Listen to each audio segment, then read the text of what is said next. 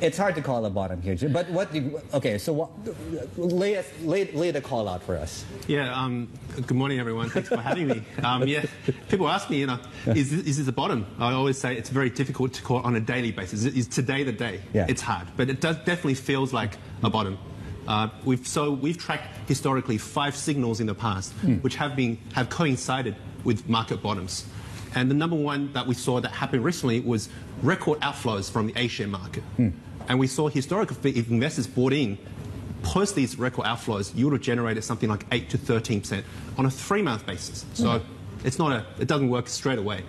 And we also saw very light trading volumes in A-share and very high levels of Hong Kong, of short interest in the Hong Kong market. All of these, while you can say, well, if you take one of those, it happened in the past.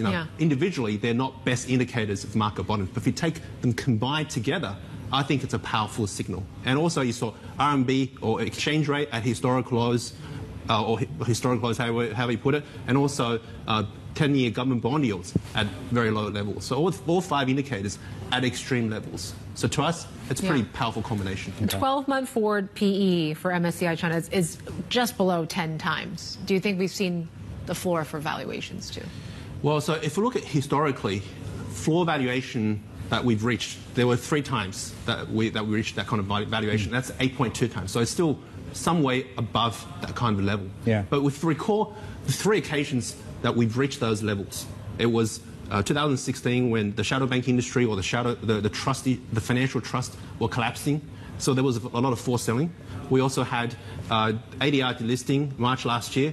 We also had that also resulted in a 8.2 times PE multiple. So all these occasions in the past when we reached that kind of 8.2 multiple, there were forced selling. Right. But then if we bought in, once we reached that 8.2 times, the week after it would have generated 12% return. So if I say, well, without any forced selling, with a 12% return from 8.2 times, 9 times is probably a reasonable floor for market valuation without any kind of forced selling. And so we're at 9.6 now. To me, from a valuation perspective, not much more downside. So don't wait for the forced selling episode, is what you're saying. Correct. And so I don't see that happening. Okay, and so that underscores why 9. Correct. Why 9? And how far are we from that? About so 9.6. So maybe 5-6%. Okay. Below where we are now. Close to a bottom. Close to a bottom. So from a valuation perspective, definitely not. I mean, it is a cheap market. It's been cheap for a long time, right? Yeah.